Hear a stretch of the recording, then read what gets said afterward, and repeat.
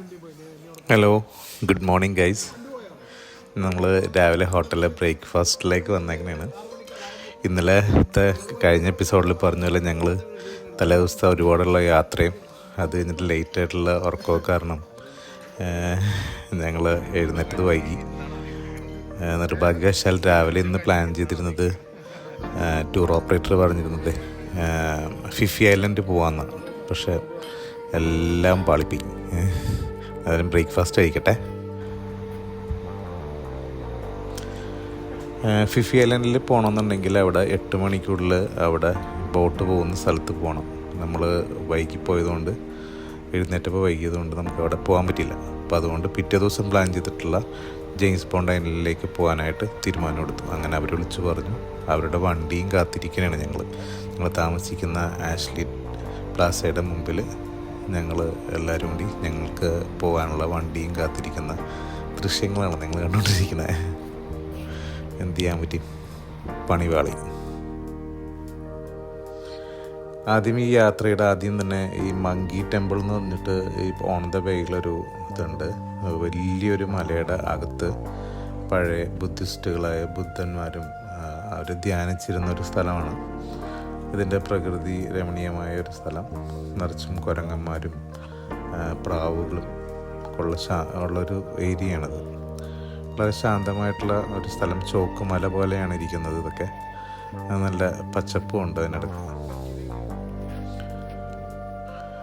ഞാൻ ആദ്യമായിട്ട് ഈ എന്താ പറയുക ട്രൈപോഡിൽ മൊബൈൽ വെച്ചിട്ട് ഷൂട്ട് ചെയ്യാനാണ്. അതിൻ്റേതായ കുറച്ച് പ്രശ്നങ്ങളുണ്ട്. ഇപ്പം എൻ്റെ ഈ കാട്ടായങ്ങളൊക്കെ കണ്ടിട്ട് പീറ്റപ്പനും സിജുക്കുട്ടനൊക്കെ എന്നെ കളിയാക്കുന്നുണ്ട്. ഇവിടെ സ്ത്രീകൾക്ക് ഇങ്ങനെ ഈ ഡ്രസ്സ് ഇട്ടിട്ട് പോകാൻ പാടില്ല. അപ്പോൾ അതിനൊരു അരയുടെ താഴത്തേക്ക് ഇങ്ങനൊരു ഷോൾ പോലൊരു സാധനം കെട്ടണം, എന്നാലേ കയറാൻ പറ്റുള്ളൂ. അതിനെന്തോ കാശ് കൊടുത്തിട്ട് അങ്ങനെ ഇങ്ങനെ ഇത് കണ്ട ഇതുപോലെ ഇങ്ങനെ കെട്ടിയിട്ട് വേണം അകത്ത് കയറാൻ.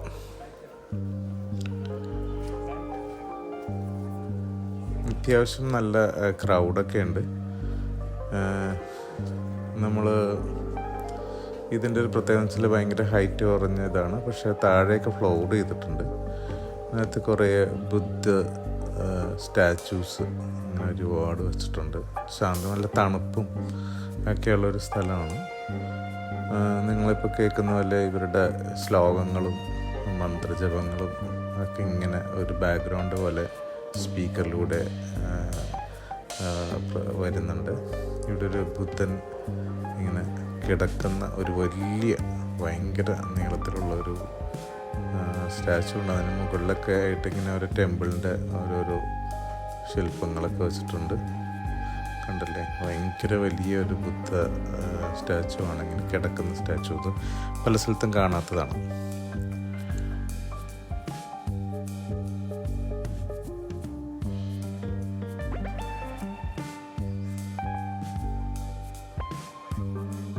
ഇവിടെ ഇങ്ങനെ ഓരോരോ ചെറിയ സ്റ്റാച്യൂസൊക്കെ വെച്ചിട്ടുണ്ട്. എന്താണ് അത് മെൻഷൻ ചെയ്യണമെന്ന് ശ്രദ്ധിക്കാൻ പറ്റിയില്ല. കാര്യം നമുക്ക് ആകെ 20 മിനിറ്റ്സ് ആണ് ഇതിനിവിടെ സ്പെൻഡ് ചെയ്യാൻ ടൂർ ഓപ്പറേറ്റർ തന്നിട്ടുള്ളത്. അതുകൊണ്ട് ഒരു ഓട്ട പ്രദർശനമായിരുന്നു. കാര്യം രാവിലെ നമ്മളുടെ ഉറക്കം കാരണം ഒരു യാത്ര ഇതും മുടങ്ങിയാൽ നഷ്ടമായി പോകുമല്ലോ എന്ന് വിചാരിച്ചുകൊണ്ട് വളരെ ശ്രദ്ധിച്ചാണ്, സ്ട്രിക്റ്റായിട്ടാണ് ഞങ്ങൾ അങ്ങോട്ടും ഇങ്ങോട്ടും പറഞ്ഞുകൊണ്ടിരുന്നത് വെച്ചാൽ.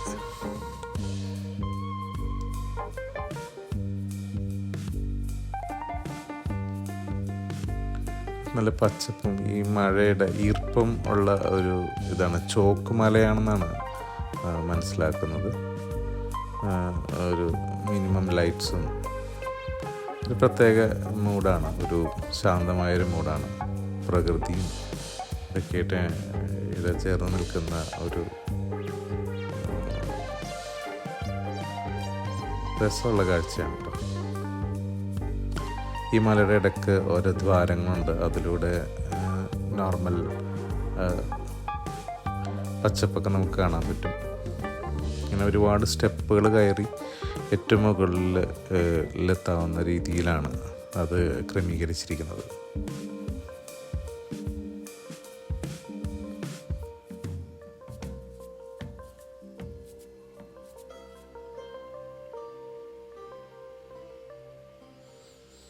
സിജു ചെറുപ്പക്കാരനായതുകൊണ്ടായിരിക്കാം ഭയങ്കര വേഗത്തിൽ തന്നെ കയറി. ഞാൻ ഈ വീഡിയോ എടുക്കുന്ന ഒരു തിരക്കിലായിരുന്നു. പിന്നെ പീറ്റപ്പനും ഗോബാക്കും ഒക്കെ ഈ പറഞ്ഞ പോലെ ഇടയ്ക്കിടയ്ക്ക് നാട്ടിൽ നിന്ന് അവരുടെ ബിസിനസ് കോളുകൾ വരുന്നുണ്ടായിരുന്നു. അതിനിടയിൽ ഇടയ്ക്ക് അവർ അതിലേക്ക് ശ്രദ്ധ തിരുത്തി എന്ന് തോന്നുന്നു. കാണുന്നില്ല.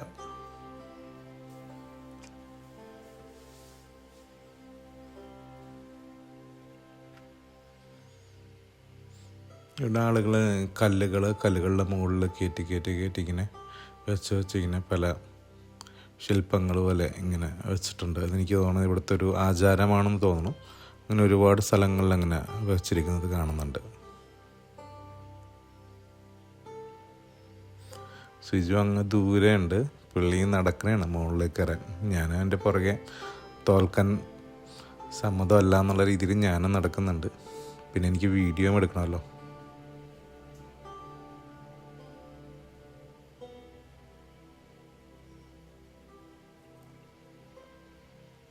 ഞാൻ നേരത്തെ പറഞ്ഞില്ലേ, ഇങ്ങനെ കല്ലുകളുടെ മുകളിൽ കല്ലുകൾ കയറ്റി വെച്ച്.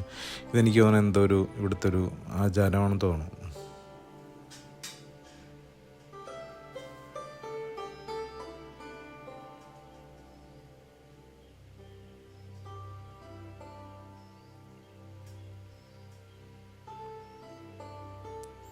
അങ്ങകലെ ആളുകൾ ഈ സ്റ്റെയർ കേസ് കയറി മുകളിലേക്ക് പോകുന്നുണ്ട്.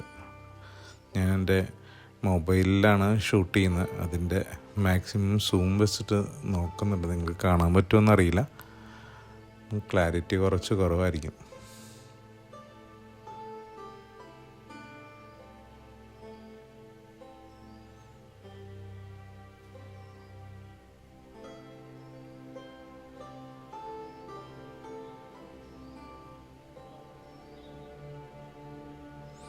നിങ്ങൾ കണ്ടില്ലേ ഈ പാറകളുടെ ഭംഗിയും ഇടയ്ക്കുള്ള പച്ചപ്പും. എനിക്ക് ഭയങ്കര ഇഷ്ടമാണ് കേട്ടോ ഈ സ്ഥലം. ഇവിടെ പോയിട്ടുള്ള ആളുകളാണെന്നുണ്ടെങ്കിൽ ഒന്ന് കമൻറ്റ് ചെയ്യണേ. അങ്ങനെ ഞങ്ങൾ പാറയുടെ ഇടയിലുള്ള ബുദ്ധ ടെമ്പിളിൽ നിന്നിറങ്ങി പുറത്തുള്ള കാഴ്ചകളാണ് ഈ കാണുന്നത്. നല്ല ഭംഗിയായിട്ട് ഉള്ള രൂപകൽപ്പന ചെയ്തിട്ടുള്ള ഒരു കെട്ടിടവും. എനിക്ക് തോന്നുന്നു ഈ അമ്പലത്തിൻ്റെ തന്നെ പുറത്തുള്ള എന്തെങ്കിലും പ്രതിഷ്ഠകളോ അങ്ങനെ എന്തെങ്കിലും ആയിരിക്കും. എന്താണെന്ന് എനിക്ക് കൃത്യമായിട്ട് മനസ്സിലാകുന്നില്ല. പിന്നെ മറ്റൊരു പ്രധാനപ്പെട്ടൊരു രസം എന്ന് എനിക്ക് തോന്നുന്നത്, ഒരുപാട് പ്രാവുകളുണ്ട് ഇവിടെ. പ്രാവുകളും കുരങ്ങന്മാരും. ഒരു ഏരിയയിലെ ടൂറിസ്റ്റുകൾ ഇതുവഴിക്ക് ഫീഡ് ചെയ്യുന്ന, ഭക്ഷണം കൊടുക്കുന്ന അത് കാണാൻ സാധിക്കുന്നുണ്ട്. ഞങ്ങൾ അല്പം ദാഹമുണ്ട്. അപ്പോൾ എന്തെങ്കിലും ഇവിടെ കുടിക്കാനുള്ള എന്തെങ്കിലും കിട്ടുമോ അറിയാൻ വേണ്ടി നടക്കുന്നുണ്ട്. എത്രയും വേഗം നമ്മുടെ വണ്ടി പോകേണ്ട സമയമായി. 20 മിനിറ്റ് ഏതാണ്ട് കഴിഞ്ഞു എന്ന് എനിക്ക് തോന്നുന്നു. എന്തായാലും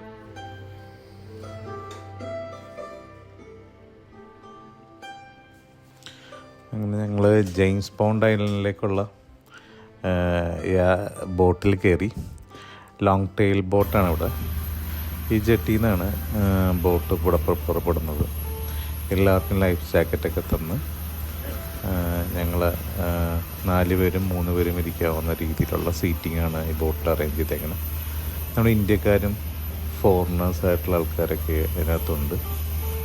ഞങ്ങൾ രണ്ടുപേരും ഈ 2 പേര് വെച്ചിട്ട് 2 ഇതിലായിട്ടിരുന്നു.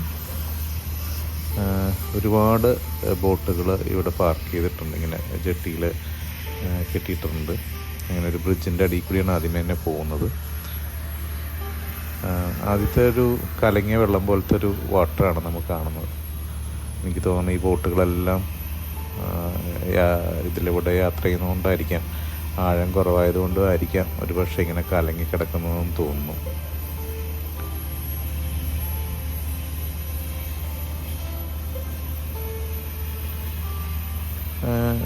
ഈ പുഴയുടെ രണ്ട് സൈഡും കണ്ടൽ കാടുകളാണ്.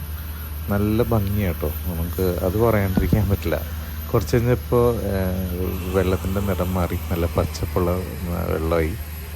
ബോട്ട് അതിവേഗം കുതിച്ചുകൊണ്ടിരിക്കുന്നതാണ്. രണ്ട് സൈഡിലും വെള്ളം തെറിക്കുന്നുണ്ട് നല്ല രീതിയിൽ. നല്ല കാറ്റുമാണ്. ഉച്ച സമയമാണെങ്കിൽ പോലും നമുക്ക് ഒട്ടും വെയിലൊന്നും അടിക്കില്ല കേട്ടോ.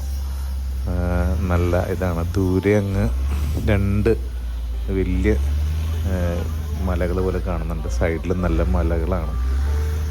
മൊത്തത്തിൽ നല്ല പച്ചപ്പുള്ളൊരു അന്തരീക്ഷമാണ്.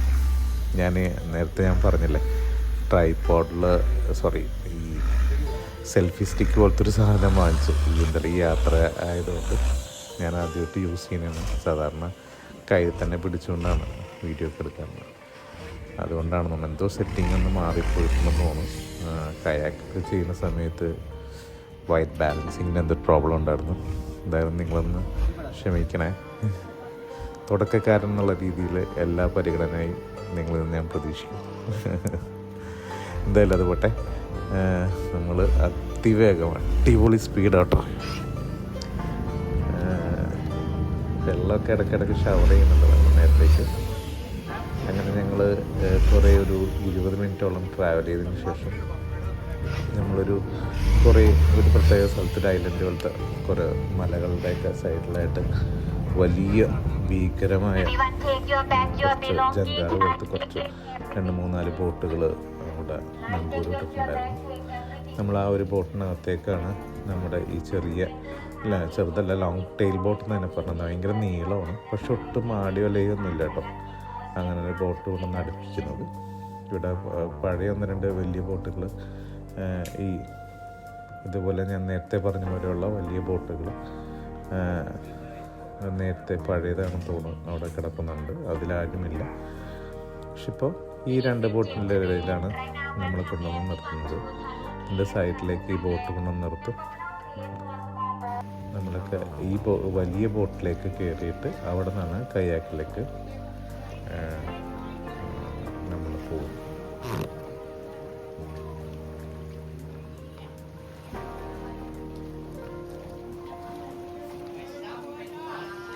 നമ്മുടെ ടൂർ ഓപ്പറേറ്റർ ആയ ഒരു സ്മാർട്ടായിട്ടുള്ളൊരു ലേഡിയാണ്.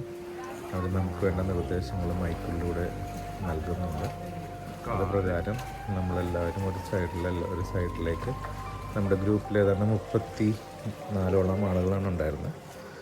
എല്ലാവരും ഒരു സൈഡിലേക്ക് വരാൻ പറഞ്ഞു. അവർ ഈ കയാക്കിൽ യാത്ര ചെയ്യുന്നതിനൊക്കെയുള്ള ഇൻസ്ട്രക്ഷൻസ് തന്നു.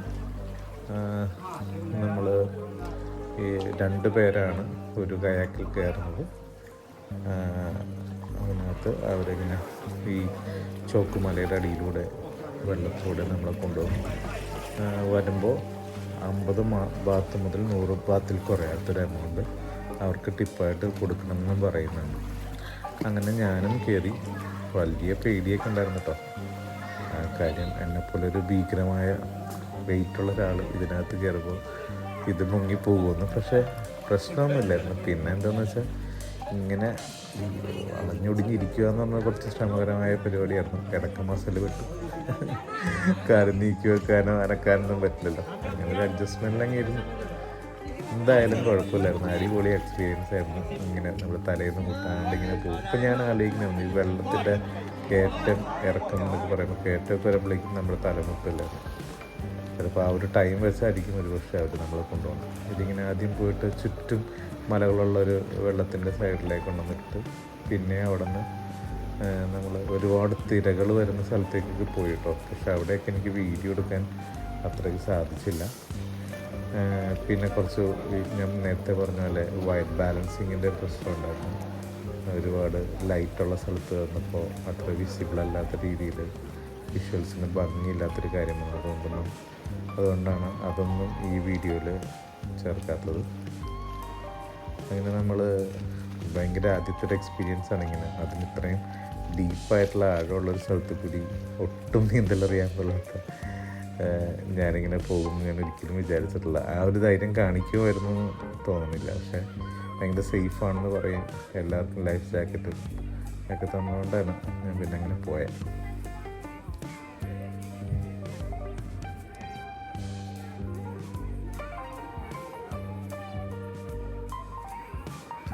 ഒരുപാട് ഇതുപോലെ ചെറിയ വഞ്ചികൾ ഇങ്ങനെ പല കളർഫുള്ളായിട്ടുള്ള ഒരു വിഷ്വൽസാണ്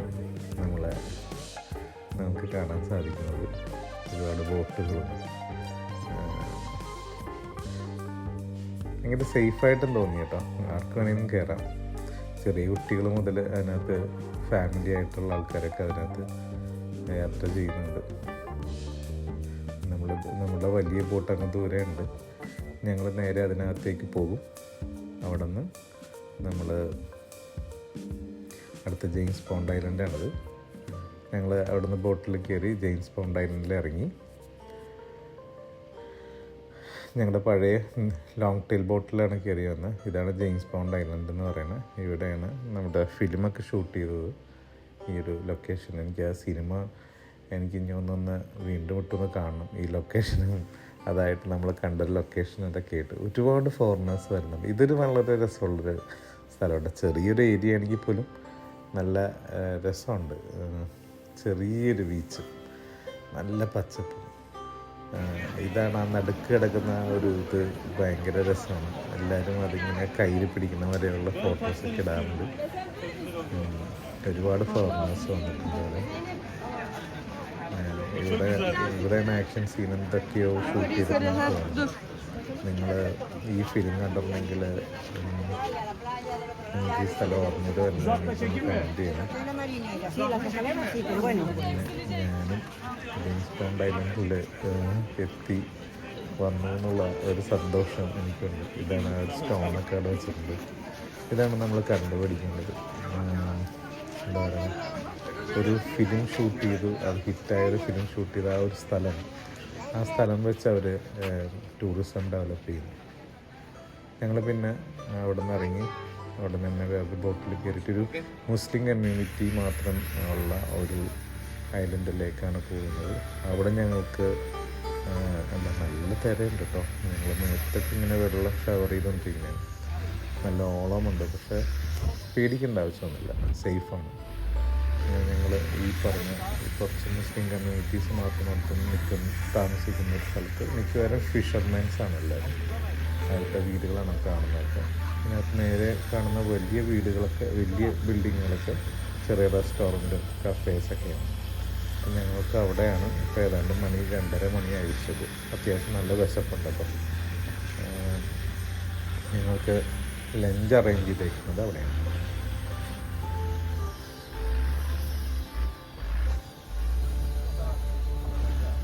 എന്താണെന്നാവോ, നല്ല വിശപ്പുണ്ട്, എന്താണെന്നാവോ ഫുഡ് എന്നൊക്കെ അറിയുന്ന രീതിയിൽ. എനിക്ക് പൊതുവെ ഈ സീ ഫുഡിനോട് അത്ര വലിയ താല്പര്യമില്ല.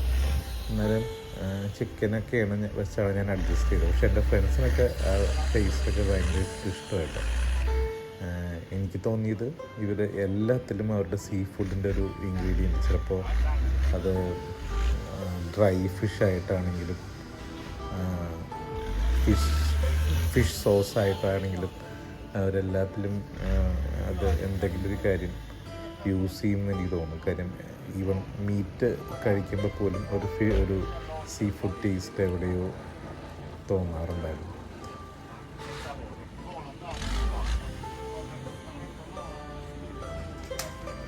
അങ്ങനെ ഞങ്ങളുടെ ലഞ്ച് ടൈമാണ്. ഇവിടെ ബുഫേ ആയിട്ടായിരുന്നു അത് അറേഞ്ച് ചെയ്തിരുന്നത്. പ്ലെയിൻ റൈസും ഫ്രൈഡ് റൈസും ചിക്കനും പ്രോൺസും നൂഡിൽസും വെജിറ്റബിൾസും ഫ്രൂട്ട്സും അടങ്ങുന്ന ഒരു വിപുലമായ സദ്യയായിരുന്നു. വെജിറ്റേറിയൻകാർക്ക് ബട്ടർ നാൻ,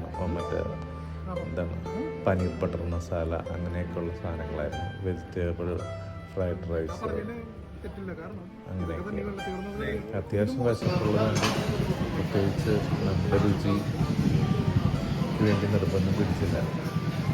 മാറുന്നത് വരെ കഴിച്ചപ്പോൾ അപ്പോൾ ഞങ്ങൾ തിരികെ നമ്മൾ ബോട്ട് പുറപ്പെട്ട സ്ഥലത്തെ ലക്ഷ്യമാക്കി 2 ബോട്ടുകൾ പോകണമെന്ന്. ഇത് വേറൊരു വഴിയിലൂടെയാണ്. ചുറ്റും കണ്ടൽക്കാടുകൾ നിറഞ്ഞൊരു സ്ഥലം. നമ്മുടെ കൊച്ചിയിലും മുളവുകാട്, ബോൾഗാട്ടി അങ്ങനെയൊക്കെയുള്ള സ്ഥലങ്ങളിലൊക്കെ പണ്ടിത്തരത്തിലുള്ള കണ്ടൽക്കാടുകളുണ്ടായിരുന്നു. എൻ്റെ അമ്മ വീട് മുളവുകാടായിരുന്നുകൊണ്ടായിരിക്കാം ഒരു പക്ഷേ ബോട്ടിൽ പോകുമ്പോൾ ഞങ്ങൾ അടുത്തുള്ള കണ്ടൽക്കാടുകളൊക്കെ കണ്ടിരുന്നു പണ്ട്. ഇന്നിപ്പോൾ അതൊക്കെ വലിയ മാറി, വലിയ ബിൽഡിങ്ങുകളും കൊച്ചിൻ പുറത്തൊക്കെ വന്നു, പിന്നെ പലതും അപ്രത്യക്ഷമായി എന്നുള്ളതാണ് സത്യം. അങ്ങനെ തിരിച്ച്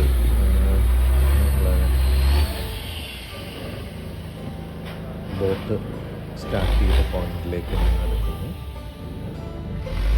ഞങ്ങളുടെ ജെയിംസ് പോണ്ട് ഐലൻഡ് യാത്ര ഏതാണ്ട് ഒരു 4 മണി 4:15 ഇങ്ങനെ അവസാനിക്കുകയാണ്. ഇനി റൂമിൽ പോയിട്ട് ഇവിടെ നിന്നൊരു 1.5 മണിക്കൂർ ഉണ്ട് ട്രാവലിംഗ് റൂമിലേക്ക്. കുറച്ച് നേരം റെസ്റ്റ് എടുക്കണം. വൈകുന്നേരം ഫാൻറ്റസിയ ഷോയും ഡിന്നറൊക്കെ ബുക്ക് ചെയ്തിട്ടുണ്ട്. ഇപ്പോൾ കുറച്ച് നേരം റെസ്റ്റ് എടുക്കട്ടെ. അതിൻ്റെ വിശേഷങ്ങളൊക്കെ ആയിട്ട് അടുത്ത എപ്പിസോഡിൽ കാണാം. ഓക്കെ, എല്ലാവരും കാണണം, അഭിപ്രായങ്ങൾ അറിയിക്കും. Okay, thank you.